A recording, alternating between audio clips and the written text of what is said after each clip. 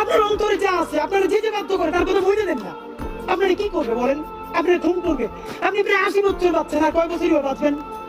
আপনি কি খাবেন, কি বাঁচবেন? আপনি বরং যদি আপনার আর্মি মেরে ফেলে, আপনারা যদি ভারতীয় আধিপত্যবাদ গুলি করে, আপনাকে যদি হত্যা করা হয়, কিন্তু সেই রক্তের বিনিময়ে যদি আপনি শহীদদের রক্তের বিনিময়ে নতুন বাংলাদেশ গড়ে যেতে পারেন, আগামী 1000 বছর বাংলাদেশের মানুষ নামাজে প্রার্থনায় আপনার জন্য শুধু দোয়া করবে। ঠিক।